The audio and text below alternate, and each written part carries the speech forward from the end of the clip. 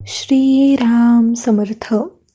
जयाचा जनी जन्मनामार्थ झाला, जयाने सदा वासनामात केला. जयाच्या मुखी सर्वदा नाम कीर्ती, नमस्कार त्या ब्रह्मचैतन्यमूर्ती. जय जय रघुवीर समर्थ. श्रीराम. परमपूज्य प्राध्यापक के.व्ही. बेलसरे लिखित श्री ब्रह्मचैतन्य गोंदवलेकर महाराज चरित्र आणि वाङ्मय या पुस्तकातील पुढील वृत्तांत. माझ्या नशिबी काळजी नाही. एकदा श्री महाराज मंडळींच्या बरोबर सुखसंवाद करीत बसले होते. बोलता बोलता काळजीचा विषय निघाला असता श्री महाराज म्हणाले, इथे येणारी इतकी माणसे मी पाहतो, त्यापैकी प्रत्येक जण आपला काळजी करीत असतो. काळजी करायला तुम्हापाशी कारण तरी काय असते ते सांगा. एक जण म्हणाला, महाराज, पैसा नसला तर प्रपंच कसा चालणार? जगामध्ये पैसा वाचून क्षणभर देखील चालत नाही आणि पैसा तर आपल्या मनासारखा मिळत नाही, म्हणून आम्ही काळजी करतो. श्री महाराज म्हणाले, तुमचे म्हणणे मला पटले. दुसरा म्हणाला, महाराज, पैशाचे इतके महत्त्व नाही. पुष्कळ पैसा आहे, पण घरात बायकोच नसेल किंवा असून अनुकूल नसेल तर मनुष्याने जगायचे कसे, म्हणून आम्ही काळजी करतो. श्री महाराज म्हणाले, तुमचे म्हणणे देखील मला पटले. तिसरा म्हणाला, महाराज, हे खरे नाही. पैसा आहे, बायको आहे, घरदार आहे, पण मूल बाळ नसेल तर म्हातारपणी आपल्याला कोण सांभाळील, अशी काळजी वाटते, म्हणून आम्ही काळजी करतो. श्री महाराज म्हणाले, तुमचे म्हणणे पण मला पटले. चौथा म्हणाला, महाराज, ह्या गोष्टी खऱ्या नाहीत. पैसा आहे, बायको आहे, मुले बाळे आहेत, पण मुलगी जर लग्नाची असेल आणि तिचे लग्न जुळत नसेल तर काळजी नको म्हटली तरी मागे लागते, म्हणून आम्ही काळजी करतो. श्री महाराज म्हणाले, तुमचे म्हणणे तर मला एकदम पटले. पाचवा म्हणाला, महाराज, काळजीचे खरे कारण मी आपल्याला सांगतो. आज आपल्याला सर्व गोष्टी अनुकूल असल्या तरी उद्या त्या तशा राहतीलच अशी खात्री मनाला नसते, पण त्या तशाच चालू राहाव्यात अशी इच्छा मात्र असते, म्हणून आम्ही काळजी करतो. श्री महाराज म्हणाले, वा, तुमचे म्हणणे फारच संयुक्तिक आहे, म्हणून ते मला खरोखर पटले. सहावा म्हणाला, महाराज, काळजीचे कारण शोधायला दूर जाण्याचे कारण काय? पहिली गोष्ट म्हणजे पुष्कळ वेळा आम्ही काळजी करीत नाही, पण नको असली तरी आम्हाला ती आपोआप लागते. दुसरी गोष्ट, आपल्या इच्छेविरुद्ध काही घडू नये असे मनाला वाटते, पण तसे न घडू देण्याचे आमच्या हातात नसते, म्हणून काय होणार आहे कोणास ठाऊक या विचाराने काळजी लागते. तिसरी गोष्ट म्हणजे आमचे मन नेहमी संकटाच्या भरमसाठ कल्पना करूनच आम्हाला घाबरवून सोडते, म्हणून आम्ही काळजी करतो. श्री महाराज म्हणाले, काळजीवर तुम्ही किती काळजीपूर्वक विचार केला आहे हो. तुमचे म्हणणे तर कोणालाही पटलेच पाहिजे. आता आपण असे करू, काळजी लागण्याची जी कारणे तुम्ही सांगितली त्यापैकी माझ्यापाशी कोणती आहेत ते पहा. माझ्याजवळ एकही पैसा आज शिल्लक नाही. माझी बायको असून नसल्यासारखी आहे. मला मुलगा नाही की मुलगी नाही. मला मुलगीच नाही, त्यामुळे तिच्या लग्नाची काळजी मला करता येणार नाही. माझ्याजवळ आज इतकी मंडळी इथे आहेत, त्यामध्ये माझ्या नात्यागोत्याचा कोणी नाही. हे सर्व लोक परत आपापल्या घरी गेले म्हणजे माझे प्रत्येक बाबतीत अडेल.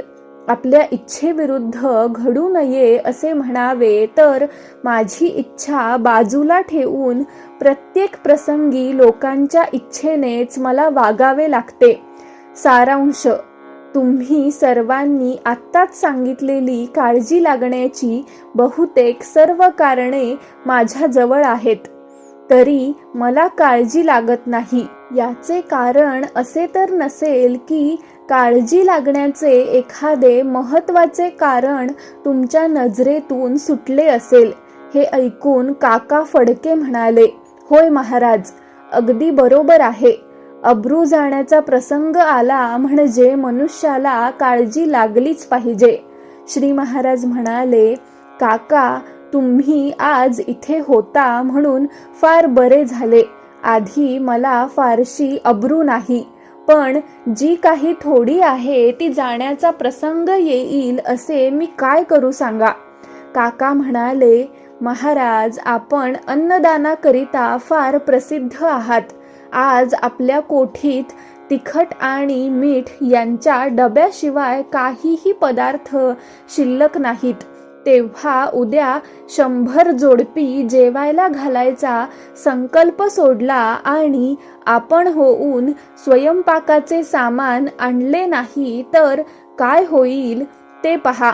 श्री महाराज म्हणाले, बस, ठरले. उद्या मी 100 जोडपी जेवायला घालायचा संकल्प सोडतो. शिवाय इथे असणाऱ्या कोणीही माणसाने मला विचारल्याशिवाय बाजारातून काहीही विकत आणायचे नाही. काका, आत्ताच्या आत्ता सर्वांना जेवणाचे आमंत्रण करून या. वेळ मात्र सांगू नका. शाब्बास, अशी चलाख माणसे पाहिजेत. काकांनी सर्वांना आमंत्रण दिले. दुसऱ्या दिवशी सकाळी 10 वाजण्याच्या सुमारास श्री महाराज श्री रामरायासमोर भजनासाठी उभे राहिले. चूल थंड असल्यामुळे अगदी सर्व स्त्री पुरुष भजनास हजर राहिले. आम्ही काय कुणाचे खातो रे, तो राम आम्हाला देतो रे, हे श्री समर्थांचे पद निरूपणाला घेऊन श्री महाराजांनी 2 तास मंदिरात आनंद नुसता भरून टाकला. भजन आटोपल्यावर सर्वजण स्वस्थ बसले. 1 वाजून गेला, 2 वाजून गेले, तरी चूल आपली थंडच. तेव्हा एक बाई आली आणि श्री महाराजांना म्हणाली, महाराज, आमचे काही नाही, पण माझ्या या मुलाला भूक लागली म्हणून तो रडतो आहे, त्याला काय करू? दुसरी बाई म्हणाली, महाराज, मला उपास घडला तर चालेल, पण त्यांना उपास सोसत नाही. त्यांची प्रकृती न बिघडावी म्हणून मी म्हणते, दुसरे काही नाही. तिसरी बाई म्हणाली, महाराज, जेवायला बोलावलेली इतकी माणसे तळमळत आहेत. रामाला हे कसे पाहावते कोणास ठाऊक. प्रत्येकीचे म्हणणे श्री महाराज ऐकून घेत होते आणि अगदी स्वस्थ बसून राहिले होते. शेवटी 6 वर्षांचा एक मुलगा त्यांच्याकडे आला आणि त्यांच्या कमरेला विळखा घालून रडत म्हणाला, महाराज, मला भूक लागली, भात द्या. श्री महाराज त्याला म्हणाले, जा, रामाला सांग की मला भात दे.